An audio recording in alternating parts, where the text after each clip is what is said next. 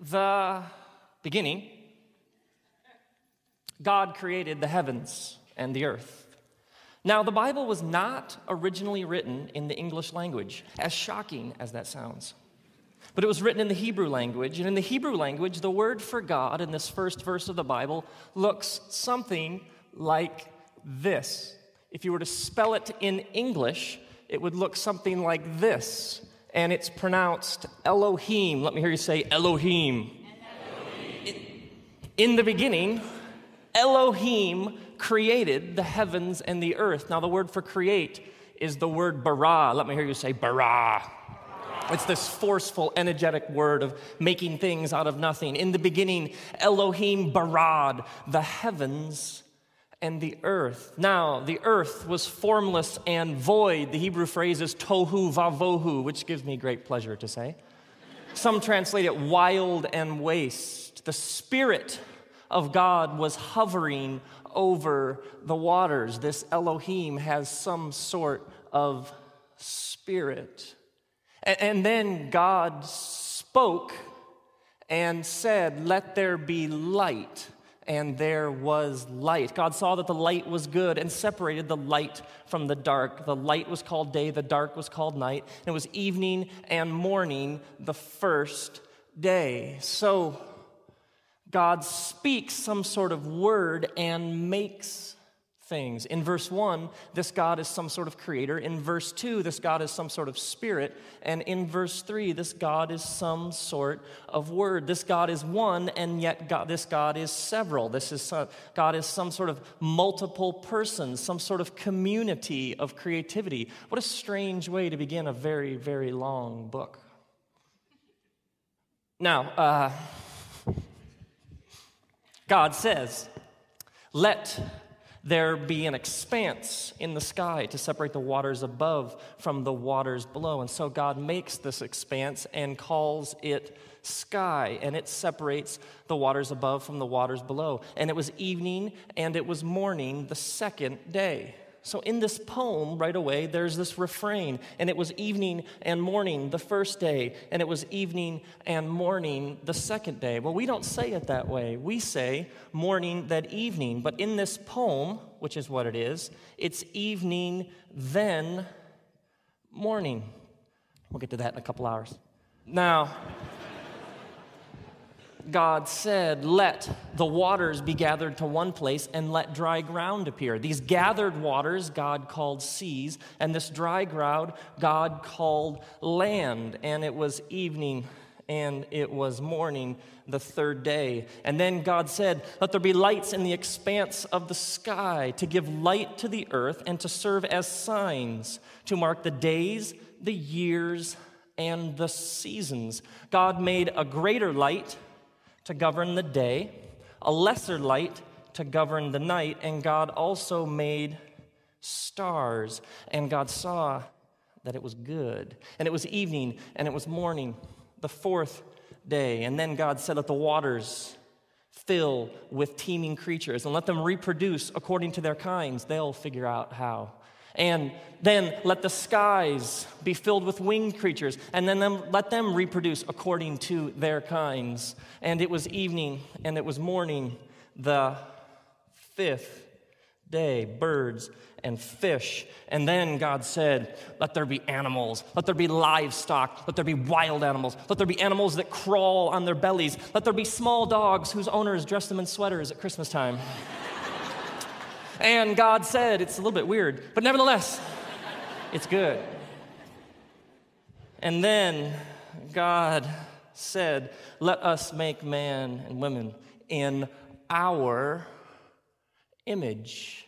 And so God made people. And God saw that it was very good. And it was evening, and it was morning, the sixth day. And then God saw all that God had made, and God rested.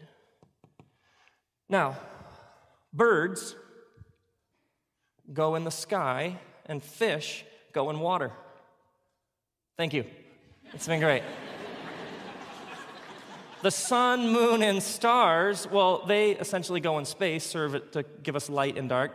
Animals and humans go on land and sea. The things in day 4, fill in day 1, the things in day 5 correspond to day 2, and the things in day 6 relate to day 3. In fact, the dominant work in the first 3 days is God separates, and in the second 3 days, God fills what has previously been separated. So the days are all interconnected. Never mind the fact that the way that we measure an actual day is the movement of the sun, the moon, and the stars. And so the way that we move a day, the planets, doesn't come till day 4, which raises the question, how do you know the first 3 days are actually days? What a fascinating poem. Now, if you begin to look just another layer deeper and ask, well, are there any patterns that might tell us what it's about? Well, this word bara is kind of the driving, it's the engine of the poem God creates. God creates. The word bara occurs in 3 different points throughout the poem, and at the last time it occurs, it repeats 3 times. This would have jumped out to the first hearer of this poem. And this God has a 3-in-1-ness. So there is a 3 figures dominantly in the poem, which raises the question, are there any other patterns that we should be looking for? Well, the first verse in the Bible has 7 words. The second verse in the Hebrew language has 14 words, 7 times 2. The word earth occurs 21 times, 7 times 3. The 7th paragraph has 35 words, 7 times 5. The word God appears in this poem 35 times, 7 times 5. And the phrase, "it was so," occurs 7 times. And the phrase, "and God saw," occurs 7 times. There are 7s and patterns of 7s all throughout the poem. It's arranged in patterns. Now, if there's lots of 3s and there's lots of 7s, the question, of course, is, are there any 10s? If you have that kind of time on your hands. The phrase "to make" occurs 10 times. The phrase "according to their kinds" occurs 10 times. The phrase "and God said" occurs 10 times, 3 times in relation to people, 7 times in relation to other creatures. And the phrase "let there be" occurs 10 times, 3 times for things in heavens, 7 times for things on earth. You begin to think the writer had help.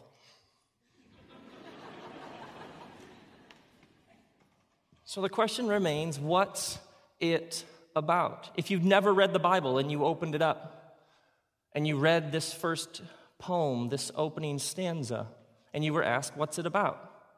I assume, well, it starts with God, and it starts with God creating. There's all sorts of creating, but then it ends, "and God rested." Now there's this rhythm, there's this cadence, there's this beat to the poem. Evening, morning, and it was evening, morning, second day, evening, morning, third day. It has a certain groove to it, and yet this groove is glaringly absent. Day 7 doesn't have and it was evening in the morning. Day 7 is just, "and then God rested." And the 7th day just kind of continues on. The rest have a definite ending. The 7th just lingers on and carries forward. I imagine if you were asked, well, what's it about? It must have something to do with God creating and God resting, and then it must have something to do with people and our role in the midst of this creation. It begins with God creating, but it ends very glaringly with God resting. And somewhere in the middle is this vast creation with humans right in the middle of it. And the universe is vast. It's massive. Scientists are generally agreed that our universe has somewhere around 100 billion galaxies. Somebody counted. And the general estimate is that each of those galaxies has somewhere around 100 billion suns. And they believe that each of those suns has at least 100 billion stars. And they're now estimating that our galaxy alone has at least 100 billion black holes, which is why some afternoons you feel slightly depressed. Now, when you get to the bigness of the universe, things get very strange very fast. There's a galaxy called the Andromeda Galaxy, which is racing through our universe at 200,000 miles an hour. Stars do unbelievably strange things. There are stars called neutron stars. They are essentially what's called hyperdense, which means their gravitational pull is so strong that these stars are literally turning in on themselves. When this gravitational pull becomes so strong that it pulls the star in on itself, then its weight, density, mass, and volume takes on all sorts of strange characteristics. Here's an example. A neutron star weighs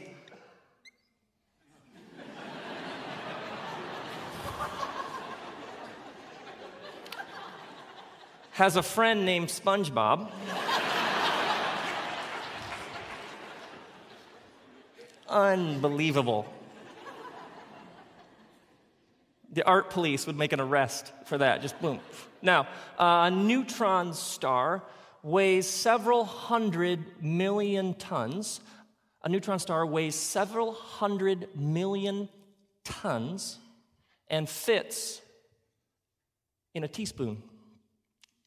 When you deal with the bigness of the universe, things get very strange very fast. Nothing is as strange as light, which comes from suns in the form of particles called photons. And photons travel at the speed of light. Now, yes, the speed of light is incidentally the speed of light. Now, at the speed of light, and the way that light travels in particles called photons, things get even weirder. Here's an example. Let's say you're standing in the street, and you see a car coming at you at 20 miles an hour. You elect not to step onto the curb this way or to step onto the curb this way, but you decide to turn and run as fast as you can away from the car that's coming at you at 20 miles an hour. We don't know why you do things like this. So you turn and you run as fast as you can away from the oncoming car, because when you run, you feel his pleasure. Now, let's say the car is coming at 20 miles an hour and you reach a top speed of 10 miles an hour. Now, when you were standing still, the car was coming at you at 20. If you reach 10 miles an hour and you look back, the car will now be bearing down on you at what speed? 10. Well done. Now, let's draw this just because I think oftentimes the drawings help. Here's you. And interestingly enough, you've grown dreadlocks for the occasion. Now, 10, 20 equals 10. And we all say this because we have what's called a Newtonian understanding of the universe. Isaac Newton, mechanical laws of physics. An object in motion stays in motion unless acted on by an outside. Flashbacks to 9th grade. We were taught that there are these rules that govern how the universe functions. Safe, predictable, plug in the numbers, and you'll get your answer. We were essentially taught what's called a cause and effect understanding of the universe. Certain things work on other things to produce and lead to certain results. Give me A, give me B, I'll give you C. The problem is, light travels at 670 million miles an hour. If you're standing in the street and a particle of light comes at you and you turn to run the other way, which raises a whole other set of questions. If you're standing still, it comes at you at the speed of light. If you turn and run 1 mile an hour, 10 miles an hour, 100 miles an hour, 1,000,000 miles an hour, and look back, that particle of light will always be bearing down at you at the exact same speed, the speed of light. Well, a man named Albert Einstein got onto this in roughly 1915. He said, wait. The more he discovered about light, he said, hold on, light doesn't follow any of the rules of our Newtonian understanding of the universe. Einstein said, wait. He essentially said the universe is not static. When it comes to light, there is no A plus B. Light just does its own thing. When you get to the bigness of the universe bends and it warps and it distorts, and it doesn't matter how fast you run away from light, it always will be pursuing you at the exact same speed. Well, as you can imagine, this is obviously his general theory of relativity was an absolute revolution in the way people saw the universe, because it was assumed that the universe had these predictable, predetermined ways that it operates. But with light, it simply doesn't follow any of those. The universe and its bigness is just plain weird. They've even found in our galaxy a planet which is racing through our galaxy at 67,000 miles an hour. At the same time it's racing through our galaxy at 67,000 miles an hour, it's also spinning, rotating at 1,000 miles an hour. This planet is called Earth, and this is why you should wear a seatbelt. Now, the Earth has a sun, or maybe we should say our sun has us. The Earth receives 99% of its energy from the sun. The sun converts for us 4 million tons of energy every second, and over an 11-year sun cycle, that energy output varies less than 1/10 of 1%. All of this at a distance of 93 million miles. 92 million miles, no life on planet Earth. 94 million miles, no life on planet Earth. Now, the Earth is unusual from other planets in that the Earth tilts on its axis at 23.5 degrees. Other planets in the solar system? Earth.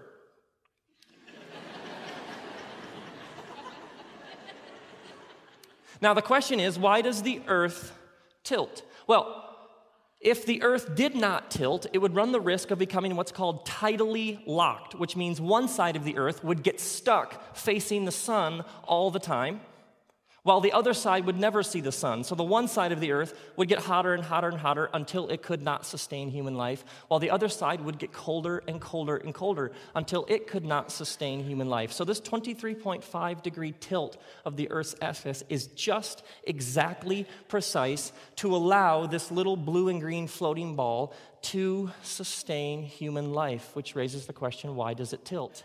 It tilts because 40% of a gravitational pull that comes from the sun pulls it over. The other 60% of that tilt comes from the gravitational pull of a little rock we've come to know as the moon. The moon and this pull is what allows planet Earth to sustain life. No moon, no life, which raises the question, how did we get our moon?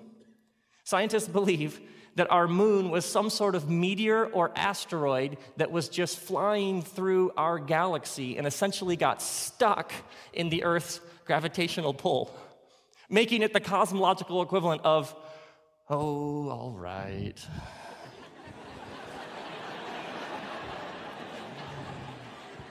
But I have a dark side.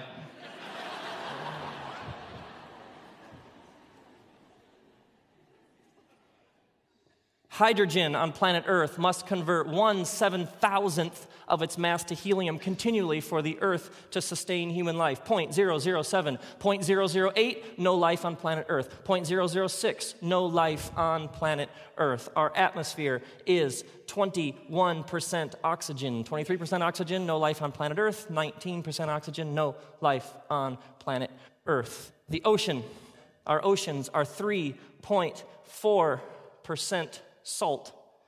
The oceans are 3.4% salt, which is the exact percentage of salt in the human bloodstream. 4% salt in the oceans or our bloodstream, no life on planet Earth. 2% salt in our bloodstream or the oceans, no life on planet Earth. This is, by the way, called the science of fine-tuning. And there are hundreds and hundreds and hundreds of these unbelievably precise numbers that all add up to life on planet Earth. Carbon levels, gravitational force, the density of particular minerals and primal elements that all add up perfectly.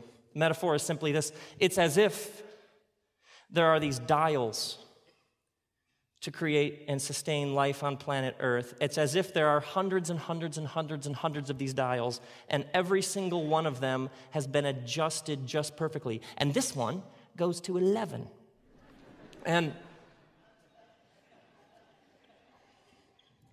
every single one of them adjusted just perfectly, hundreds of them. It isn't just that there are hundreds and hundreds of them, and somehow, someone has adjusted them just perfectly. It's the haunting truth that if just one of them were even slightly turned in any direction, it would render the accuracy of all of the hundreds of others irrelevant. It isn't just that there are hundreds and hundreds and hundreds of these dials. It's as if you just messed with one of them. It wouldn't matter about the precise accuracy of every single other one. What a strange, mysterious little floating blue and green ball we call home. Now, the general estimate is that our universe is 10 to the 27th power meters across. Once again, somebody measured. And the general estimate is that the smallest thing in our universe is a subatomic particle, 10 to the negative 26th power. Now, if you were to take an average of all human beings' heights, if you were to look on planet Earth, what's the average height of all human beings? And so you were to take babies, toddlers, preschool kids, hobbits, adults, you would end up average height of all human beings somewhere around 1 meter, making human beings the middle in size in the universe. And you're fascinating. How many of you can see me? Excellent. Encouraging, to say the least.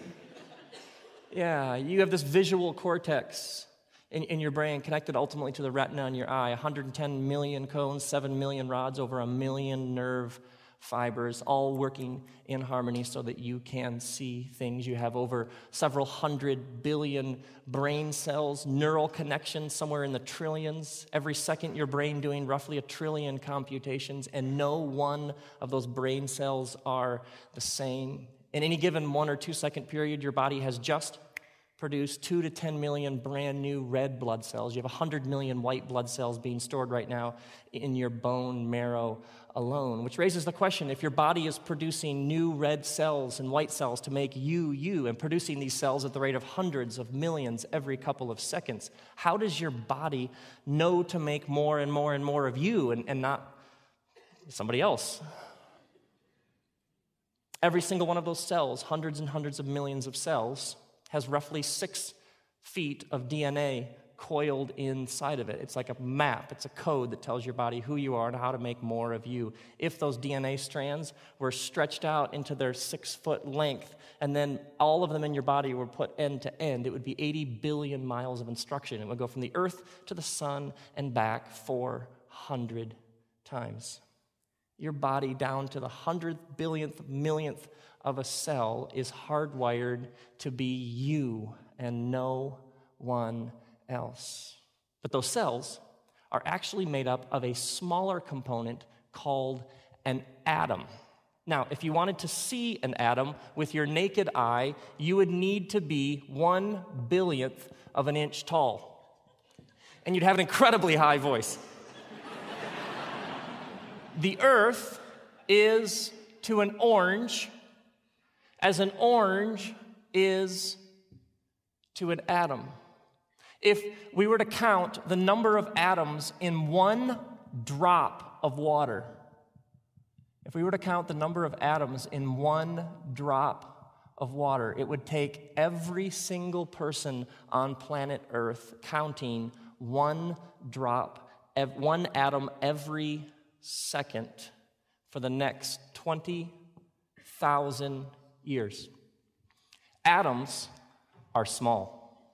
Thank you. It's been great. Now, if you were to take apart an atom, if you had those kinds of tools in your garage, you would discover that an atom in the center is made up of neutrons and protons, and then you would discover that circling around the center very, very quickly are what's called electrons. Now, the question is, what do you mean by circling? An electron orbits an atom several billion times every second or so.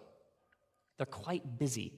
Now, if you have 2 bonded atoms with all of these electrons orbiting around their centers, in any given second between the 2 bonded atoms, there would be roughly 3 billion collisions. Here's what this means. Take a picture of an atom. Take a picture of the same atom a second later. And while that atom will be in its basic essence the same atom, it will have changed drastically in that passing second. Take a picture of an atom. Take a picture of an atom a second later. You don't know exactly what it's going to do. Now, in the 1890s, a group of scientists, led by a man named J.J. Thomson, said, what if we could take apart an atom? What if we could split an atom? What if we could come up with a thing that makes atoms? Well, if we could split an atom down to the thing that makes up an atom, well, what if we could split it enough to get down to the basic building block of matter? Well, if we could do that, if we could get down to the thing that makes the things, that makes the things, that makes the things, that makes everything, well, then we could explain why everything is how everything is. So they began splitting an atom. They quickly discovered that an atom can be split into a smaller substance called a quark. Atoms are made up of quarks. But then they discovered you can split a quark. And then they discovered the thing that you can split a quark into, you can split that. And then they discovered that thing that you can split the thing that you can split a thing to make a quark, they can split that. So the quest kind of went whoop, a little bit off track. And to this day, they're saying they agree that they've identified at least 100 subatomic particles. You got your bosons, gluons, nuons, leptons, mesons, endless lists of these unbelievably small things. If you've ever heard the term quantum physics, quanta simply means packets of energy. Because at its core, these atoms and these quarks are simply these bundles of energy. Now, when you get into the subatomic realm, things get very, very strange. They have discovered that a quark can be in one place, can disappear, and appear in another place without traveling the distance in between.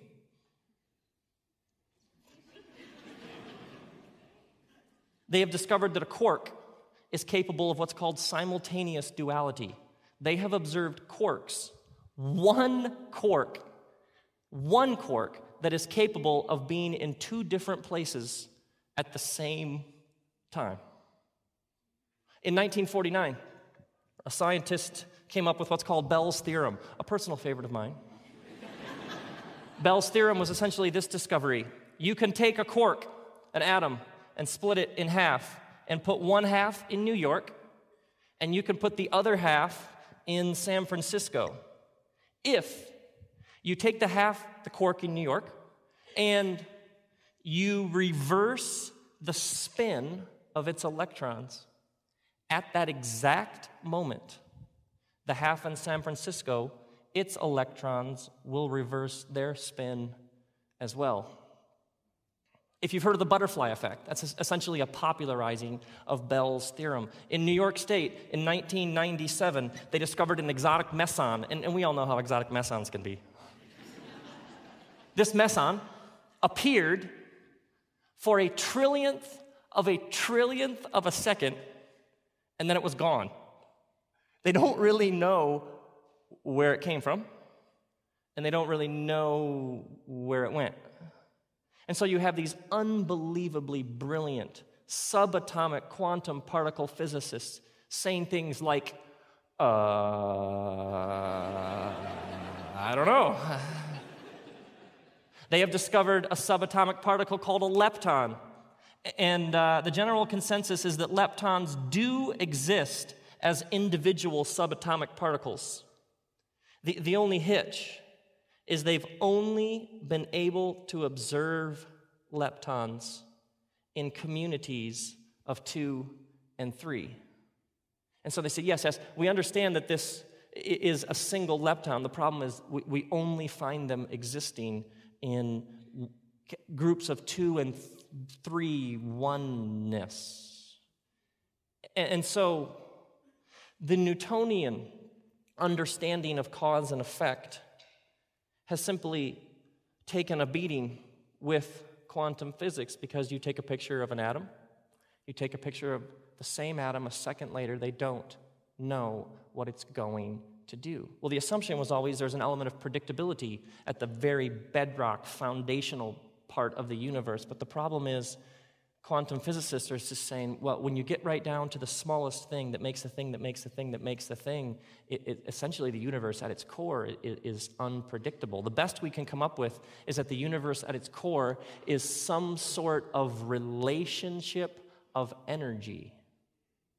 So you have brilliant, studied, respected research scientists saying all we can come up with as the universe at its core is made up of some sort of relational energy that we simply can't control.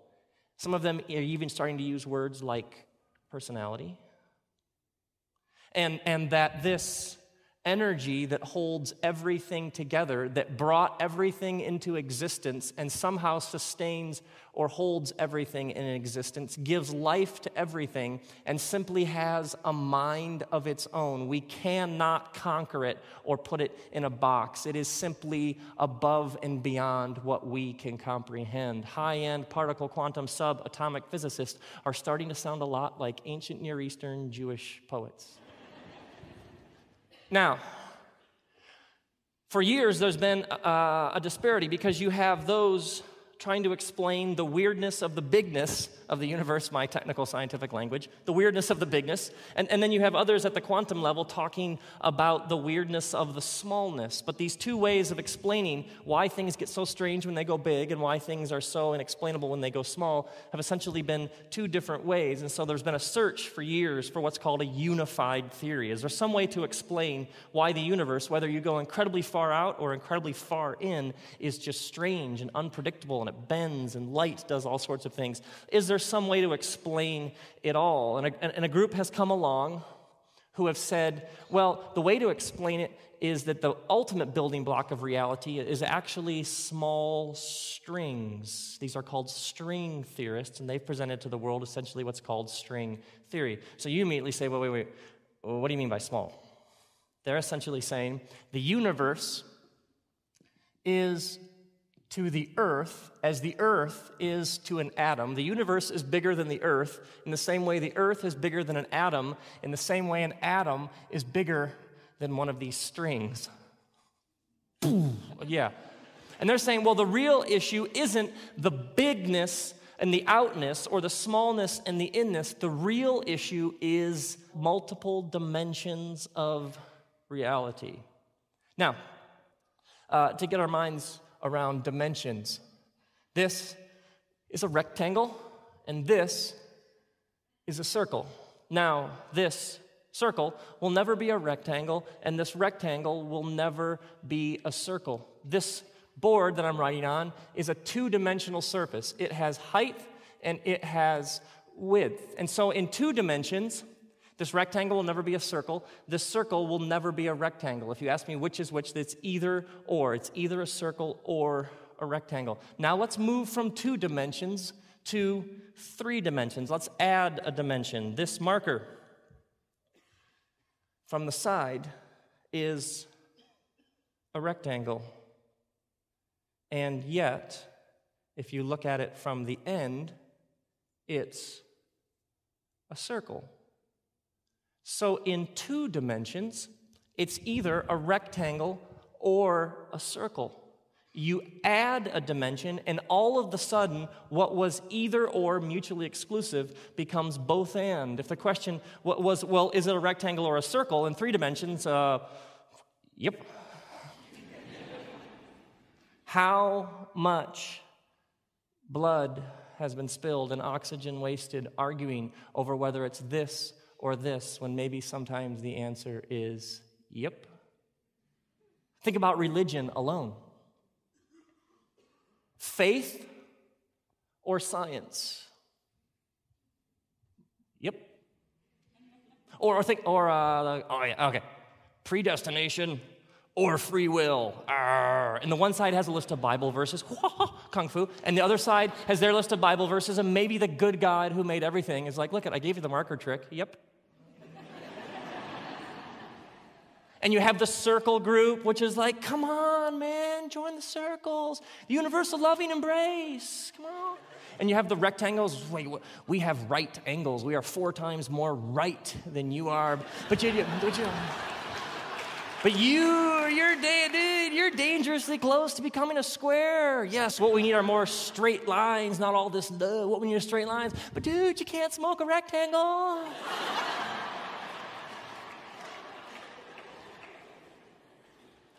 Maybe sometimes the good God who made everything just says, yep. Now, in the 1800s, a British headmaster named Edwin Abbott proposed a land of people who were trapped in 2 dimensions. What if there was a land of people who did not have 3 dimensions as you and I have, and they were trapped in 2 dimensions? He called this land Flatland. What could we learn as enlightened 3Ders if we were to spend time observing those trapped in 2 dimensions? How, if you lived in 2 dimensions,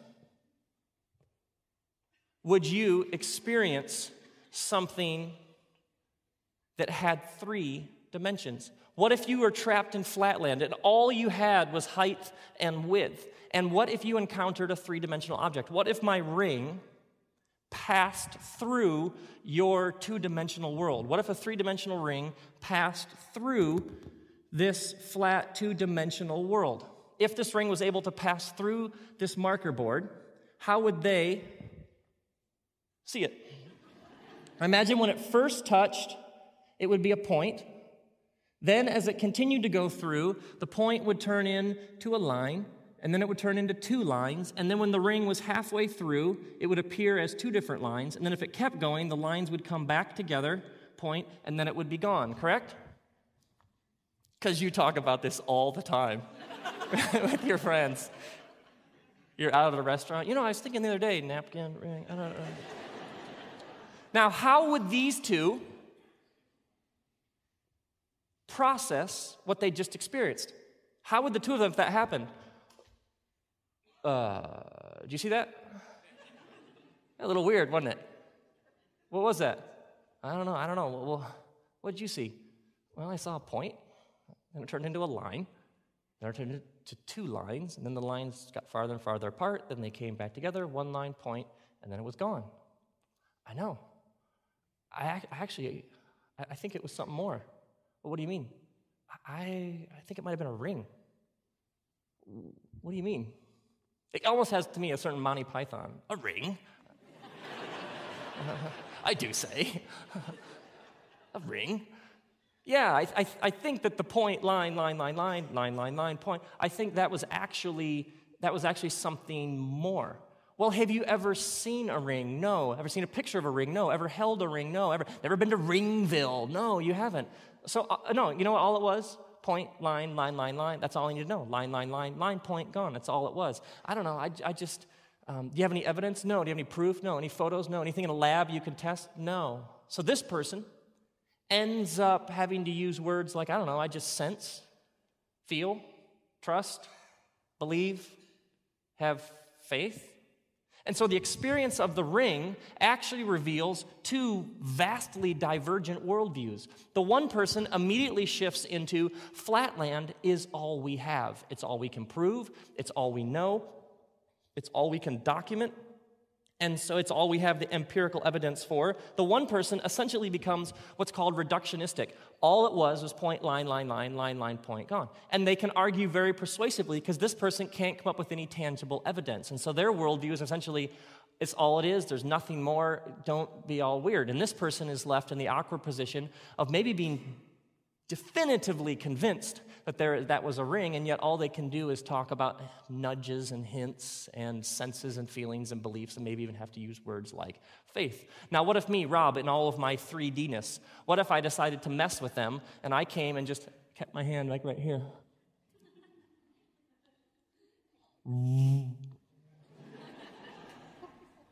And what if the one said, you feeling anything weird?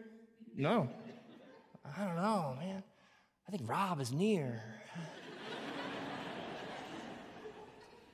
I just feel the overwhelming presence of Rob. And the one could be saying, what are you talking? I could have my hand this close, and the one would be saying, what are you talking about? You're out of your mind. You're talking nonsense. You have to give up all that superstitious mythic stuff. And the other one was saying, no, I think Rob is very close. Or what if I really wanted to mess with them and I just jammed my hand right through their world? Well, my fingers are of different length and of different thickness. So my fingers would appear at slightly different times, and they would produce circles, and those circles would be of slightly different circumferences and diameters. So the one could say, did you see that? Yeah. I think all those 5 circles, I think they're all related. What? They came at different times? They're different sizes? No, I think it was the hand of Ra.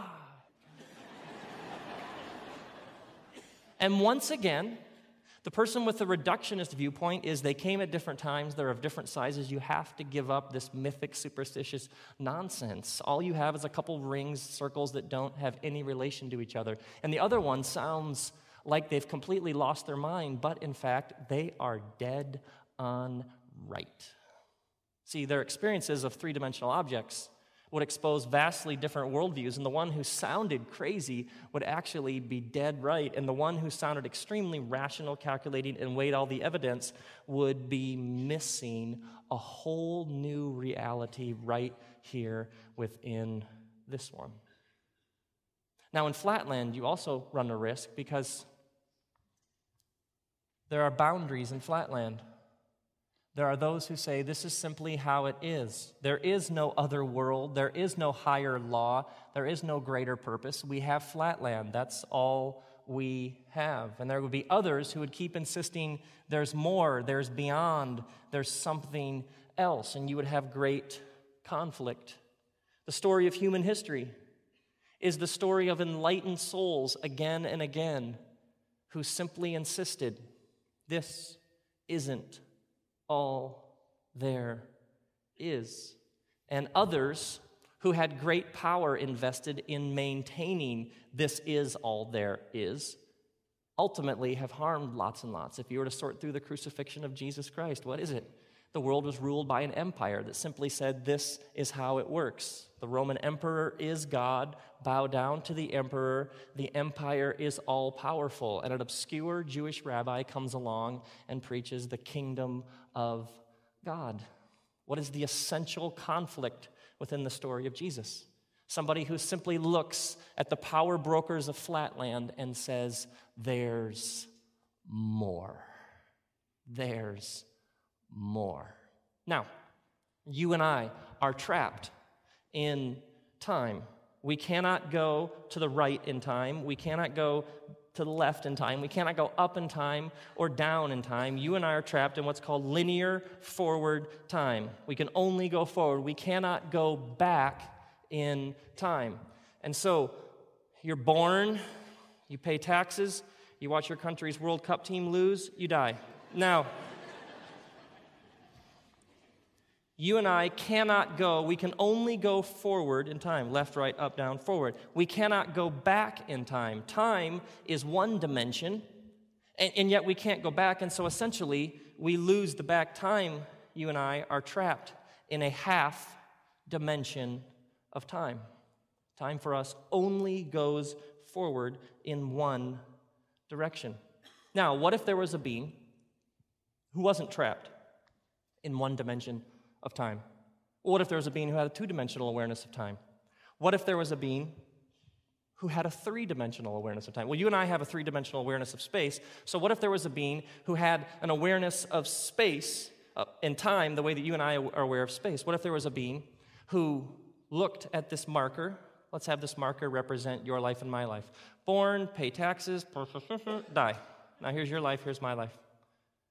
What if there was a being who had a three-dimensional awareness of time? Could they, in looking at our life, do this? Could they do this? Could they do this? Would they say, oh, I have no idea what she's going to do next? No, they'd probably just say, yep. They wouldn't be confined in any of the ways you and I are being confined with. They might even use phrases like, in the beginning, before time, to which those trapped in a half dimension would be like, that's not helping. At the time of this poem, Genesis emerged among a group of people who lived in a culture in which people assumed that the gods and goddesses are trapped in time just like humans are. So the gods and goddesses are born, they start to get ill, so you build them a giant pyramid, stuff all their stuff into the pyramid, they die, and then their son or daughter comes along and rules, and then the next ruler. And so their understanding was that the gods and goddesses are trapped in a half dimension of time just like we are. It's at this time that God appears to a shepherd named Moses and says, Moses, I want you to liberate my people, because God is in the liberation business. And God says to this shepherd, Moses, I want you to set my people free. And Moses is a very practical man and says, okay, but I'm going to need a name. Can you tell them what your name is? And God says to this man, Moses, well, just tell them my name. Just tell them I am. To which Moses responds, because that pretty much clears it up. Yeah, nothing fuzzy there. Now, wherever you have 10 rabbis, you have 20 opinions on about what the name means. Some say the name means I always have been, I am, I always will be. Others say way too cumbersome. The name is essentially raw essence. I just am pure existence. Some say the name is a way of saying, God saying, I am not trapped in time like all the gods and goddesses that you know of. I stand outside of it, simply am. Existence in its most pure, primal form. The astounding dimension to this story is this God who is outside of time, this God who is spirit. It was assumed that all the gods and goddesses had shape and form. You had statues, carvings, totems, so that you could get your mind around the god. The god or goddess always, at the time this poem emerged, had a shape or a form. This God is spirit. This God even says, or Moses says to the people, remember when you encountered this God had no shape or form. This God, again and again, is a God who transcends time and transcends space. This God is spirit, cannot be contained with physicality. There is no shape or form. So this God, these are brand new ideas in human history. No one had ever suggested anything like a God who isn't trapped in time, a God who can't be confined in physical space. In the history of ideas or the evolution of religion, no one had ever even begun to talk about a God like this. The astounding thing about this creation poem is not only is this God outside of time and outside of space, but this God chooses to act within human history. This God chooses to act in tangible ways, and that act is to create. This God who is endless, infinite, beyond, who has no boundaries, edges, thingness, shape, or form, chooses to act very specifically in human history by creating. And then in Genesis 2, another account of creation, this God breathes into dust and makes people. Now, at the other end of the spectrum, there is this realm of the spirit with no shape, form, no physicality. There is this realm in Genesis 1 of physicality: light, dark, sky, water, land, sea. And then out of the land comes trees, and the trees produce fruit, and the fruit has seeds. So in Genesis 1, there is a dimension of this God as spirit. This God has no physicality. And then at the same time, there is this physical universe that's being brought into existence. And each thing in the poem is more complicated than the thing before it. Light and dark. Well, sky and water, you can actually hold water. Land and sea, dirt, you can actually hold dirt. So each thing, tree, is more complicated and advanced, more detailed, more precise than rocks. And then fruit is more complicated, more designed than trees, but then the seeds can fall on the ground and produce another tree. Maybe this would help.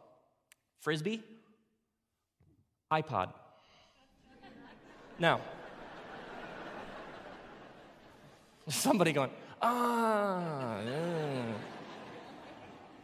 So in this poem, each thing that's being created is slightly more advanced and complex than the thing after it. It's going somewhere, more arrangement, more design, more creativity. And so you have this seed. And the seed is significant because a tree can produce fruit, and then the seed is its ability to reproduce. After seeds, then you have animals. Then God creates a man, each thing more advanced than the thing before it. God creates the man, steps back and says, I think I can make something slightly more advanced.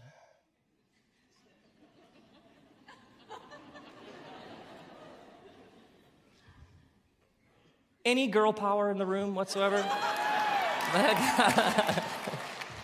And so she shall be called woman, because when the man first saw her, he said, whoa, man. God said, it is not good for the man to be alone. He won't know what to wear. Actually, this is fascinating. In Genesis 2, the creation of the woman comes right after the naming of the animals, which is like, well, what's the point? Well, the man is told to name the animals, and nothing is a corresponding strength. And so then God makes this woman as a corresponding strength to her. Now, if there's a scene that would have been brilliant, how about the naming of the animals? Would that have been brilliant? I picture God, the God character. Adam. Hey, Adam. Or maybe just, hey. Because there's no one else there. Okay, here's the deal. Here's the deal. We're going to bring these animals in. We're going to bring them in one by one. We'll bring them in two by two later. And we're going to bring them in, and you just name them whatever you want to name them. So you picture Adam like, okay. So they bring...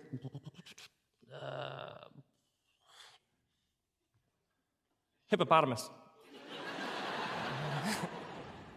Picture God like, yeah, okay, hippopotamus.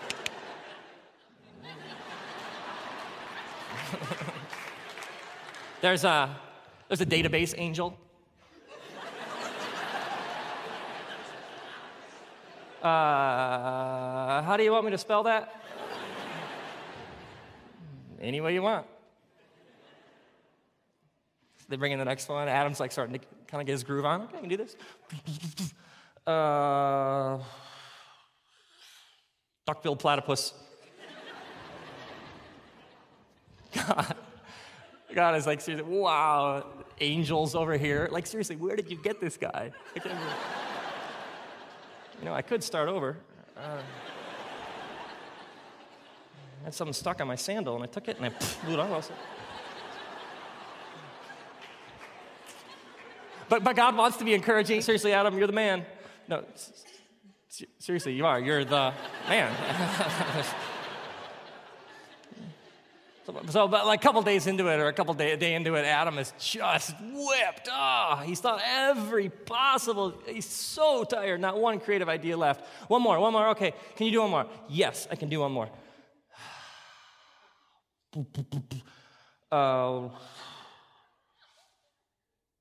Dog.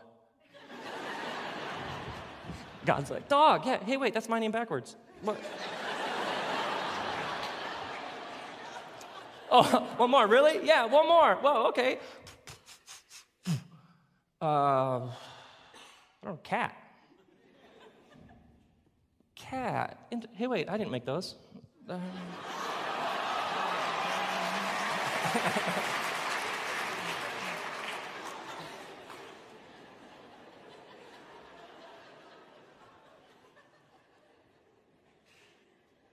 That's funny, I don't care who you are. So, anyway, yeah. Now, this poem is proposing things that no one had ever proposed. It's a brand new idea in human history.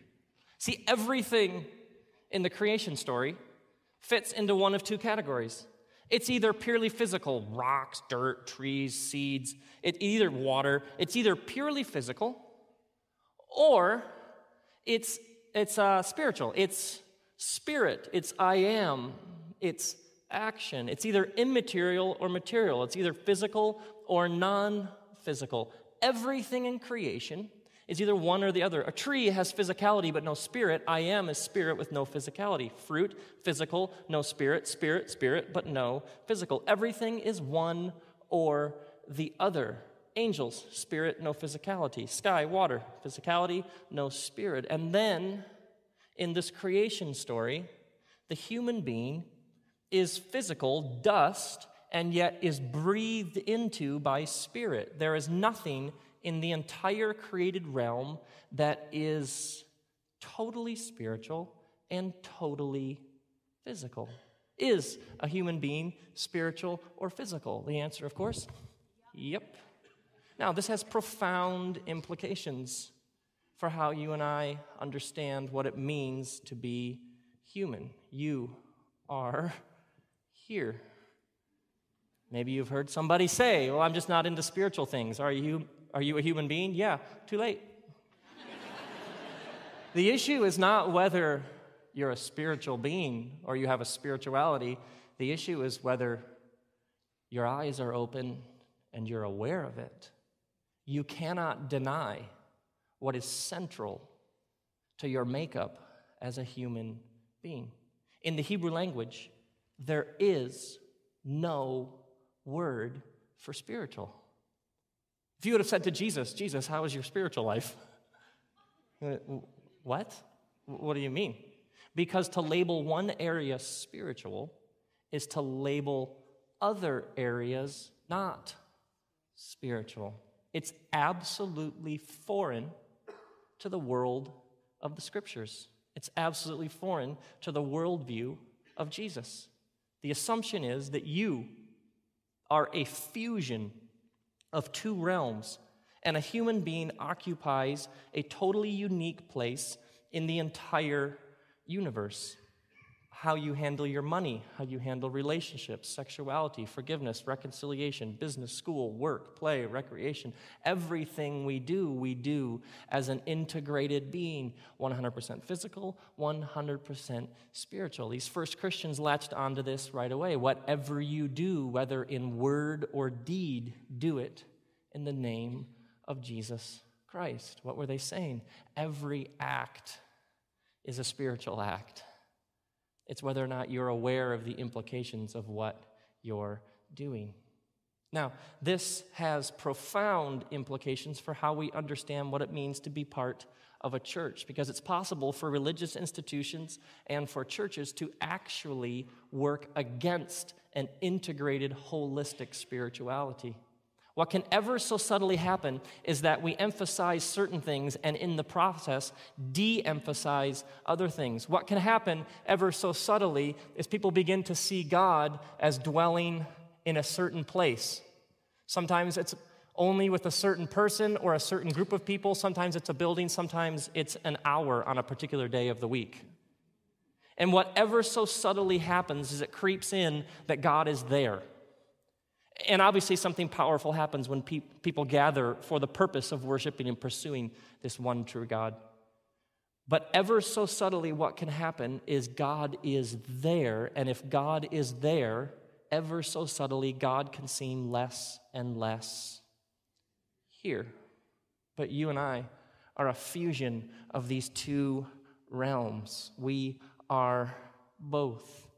And so perhaps maybe a more biblical way to understand what a community or a church is it's a group of people who are bonded together in their pursuit of God. Obviously, they're learning to see God in each other, and God is powerfully present in their midst. But these are people who are being given eyes to see the divine everywhere they go. What is Jesus saying to his first followers?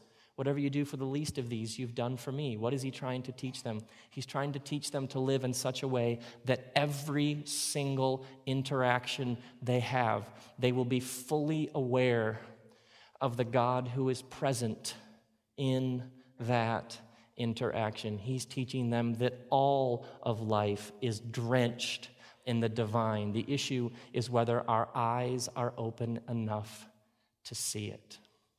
Now, this creation poem that begins the scriptures has God creating and then God resting. And there's a fascinating thing that happens in the middle of the poem. Sometimes Hebrew poets would work in what's called a chiastic form, which means that they would hide or they would plant the meaning of the poem somewhere in the middle. Well, if we were to look at the middle, there are 7 days, and so the fourth day is the middle day. In the fourth day, we're told that there are sun, moon, and stars, which is, well, what does that have to do with the meaning of the poem? The explanation for the sun, moon, and stars is God made the sun, moon, and stars in order to mark the days, the years, and the seasons. Now, seasons is an absolutely giant word in the Bible. It's central to the life of somebody who follows God. It was central to the world of Jesus. So anybody reading this poem, that word seasons planted right in the middle would have jumped out to them, particularly because the poem begins with God creating and ends with God resting. Why is seasons significant? Seasons is a reference to two things. First, seasons is a reference to the Sabbath. Who is one of the original audiences of this poem? A group of Hebrews who had been slaves in Egypt. Now, what was life like in Egypt? In Egypt, they worked 7 days a week making bricks. They had quotas of bricks they had to meet. Bricks, bricks, bricks, bricks. Every day, all day, bricks. In Egypt, your worth and value came from meeting your quota of bricks. You were as worth as much as you produced.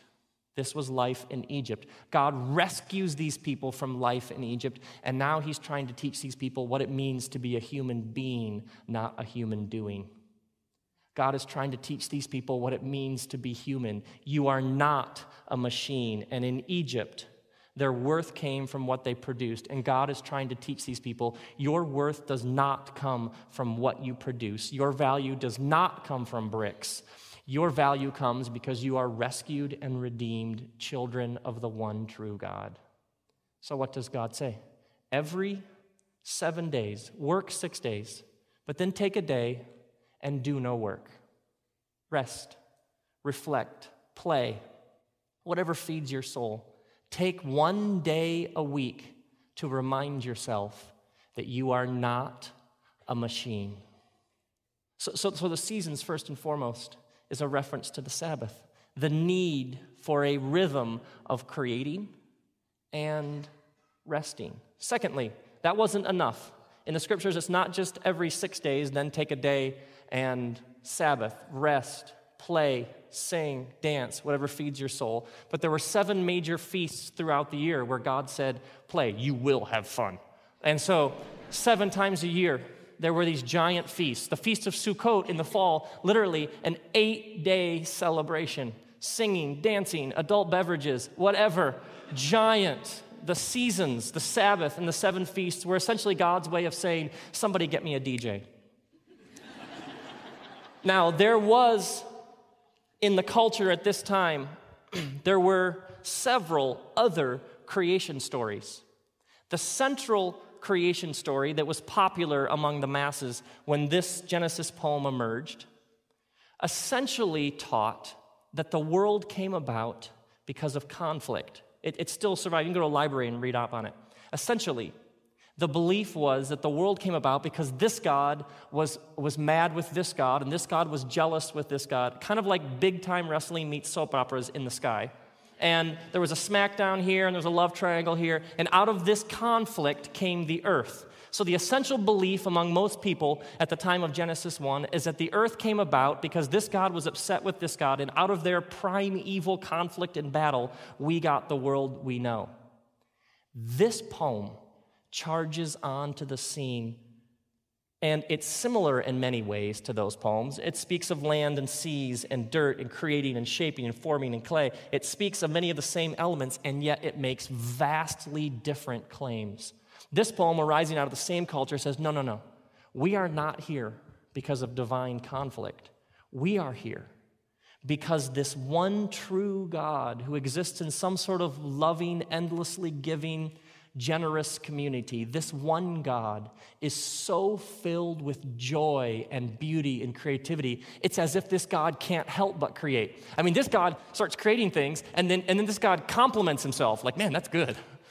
This God loves to make things so much. This God just makes things and makes things and makes things and just loves to make things. This God makes things and then says to them, okay, now you make more, and you make more. This God loves to make things that can make things. This God makes people in this God's image and says to them, now you take care of it and share in my joy. This poem was absolutely radical in human history because it said, we're not here because of conflict. We're here because of joy.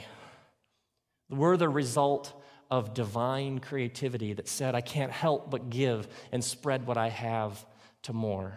And so planted right in the beginning of this poem is this word seasons. God creates, God rests, and right in the middle is seasons. So you do the same. Create, but then take time to enjoy what you've created. A couple years ago, I noticed this disturbing habit that my boys had developed when they would say my name, and they were quite young at the time. They would say, Dad, Dad, Dad. I was like, what, do they have a stutter? What's the problem here? And I would notice, Dad, Dad, Dad.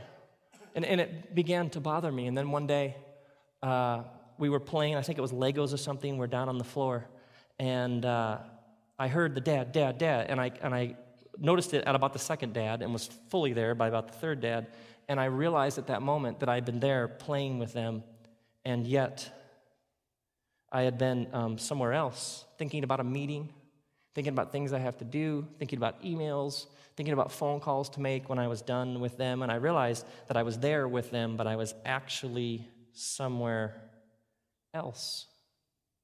And I realized that my boys had gotten used to their dad being here, but actually being somewhere else.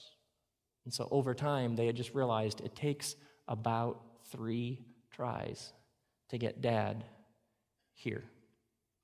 In Exodus chapter 24, God says to Moses, Moses, come up on the mountain and stay here. And the rabbis point out that the literal translation, that the word to stay is the word hayah, and it means to be. So the verse literally, the command literally reads, Moses, come up on the mountain, and then when you get on top of the mountain, be on top of the mountain. Which is kind of like something from the school of redundancy school. I get it. If I'm on top of the mountain, I'm on top of the mountain. That's where I am. And the rabbis say, oh, no. This command is brilliant. They say God understands human nature. God understands that Moses will spend all sorts of energy getting up to the top of the mountain.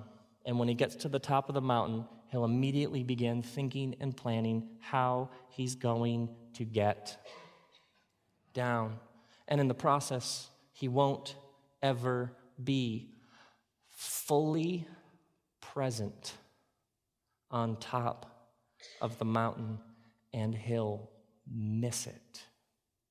Why does this creation poem have this refrain, evening, morning, evening, morning? A Jewish Sabbath begins sundown Friday night.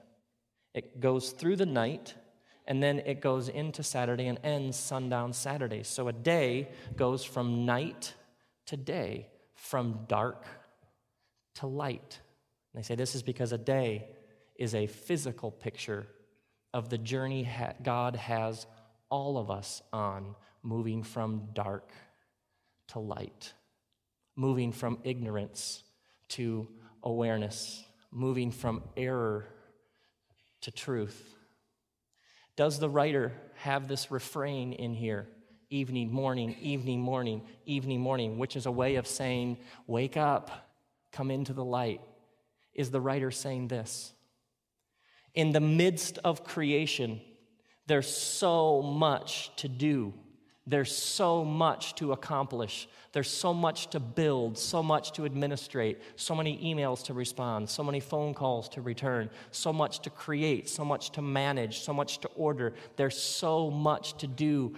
Be careful that in your managing, creating, ordering, be careful that in the midst of creation, you don't become so consumed in your work that you end up creating all the time and you don't spend any time resting. And in the process, you lose something. And to that first audience, perhaps you find yourself back in another sort of Egypt. Is the writer saying, don't become a machine who's so caught up in everything you're doing that you miss the joy, the wonder, the awe of being a human in the midst of this whole world God has made. I have learned that what you look for, you will find. If you want to be a cynic, there's plenty to be cynical about. If you want to be a skeptic, there's plenty to be skeptical about. If you want to be a pessimist, there's plenty to be pessimistic about. What you look for, you will find. But in Psalm 14, it says, a fool says in their heart, there is no God. Now this is fascinating because you and I would say somebody who rejects the divine, we would say, well, this is somebody who's made an intellectual decision. They've looked at the columns, they've weighed the evidence, and they've said there is no God.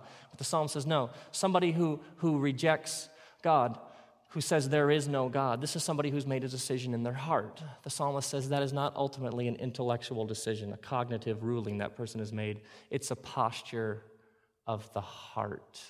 You can look at this big, mysterious world that God has made. You can look at light and how it does all sorts of strange things. It bends and it distorts. You can look at how the universe is not static, how there are hundreds and hundreds and hundreds of these dials that are all perfectly calibrated to let this little blue and green ball produce human life and sustain human life. You can look at the universe in its smallness with all of the quarks. You can look at all of these odd little things that are indeterminate, that have essentially a personality of their own. String theorists are now saying that they believe that they can prove at least 11 dimensions to reality. They're now saying, I heard the other day, they're now saying they think they have a 12th and a 13th, but string theorists are saying there are at least 11 dimensions to reality. We can look at that and say, wow, even scientists are saying there must be more. Nah, it's all probably, they'll just end up with it, or someone like Bill Gates will figure it all out and we'll be all set from there. And you can look at all of this and say, there's nothing more going on here. Yeah, spirit, breath, that's all just made up by religious people as a crutch to deal with the pain of life. You can look at all of this and say, there's nothing more, there's nothing else going on. It just is a bunch of stuff. Or you can choose to see wonder and beauty and awe.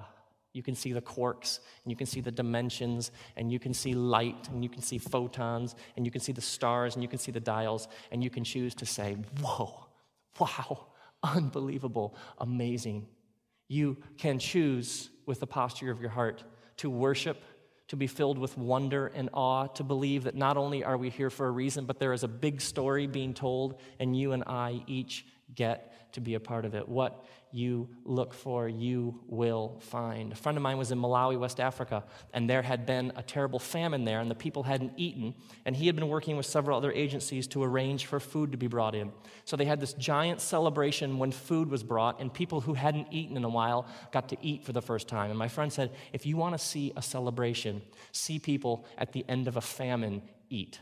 He said it was unbelievable, singing, dancing, just living in the moment of we can now eat. And he says they set up this tent awning out in the middle of this field, and he says partway through the celebration, he says they hear this unbelievably loud like whirling noise, and they step out of the awning and they look to the side, and there, headed towards the clearing, was a tornado.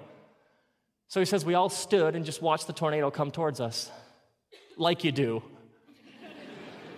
He says the tornado comes to the edge of the clearing, stops, goes around the perimeter of the clearing, and then keeps on going in the direction it was originally headed in.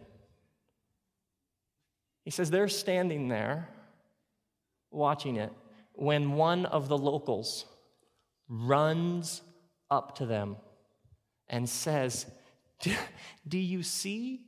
The celebration here is so magnificent, even the spirits have come to witness it. What you look for, you will find. And what we are looking for, and what you are looking for, and I'm looking for, is right here. It's not over the mountain, and it's not across the sea. What we're looking for is right here. The reality that Jesus came to announce, to die for, and to rise for, he called the kingdom of God. We might say the reality of God or the way of God. This reality, Jesus said, is here. It's now. It's among us. It's upon us. Jesus never taught that it's somewhere else. He said things like, look at those flowers. Have you watched the birds in a while? Notice in your conversations with the least of these, you might even find God there. He came essentially to articulate for us an integrated, holistic spirituality, that everything we are looking for is not over there, it's not behind there, it's not down there, it's right here. The issue is if our eyes are open to see it. May you slow down so that you don't miss a thing. May the eyes of your heart be enlightened. May you be fully present right here, right now. May you come to see that the reality of God is at hand, among us, upon us, near, here. And may you come to see that everything is spiritual. Thanks.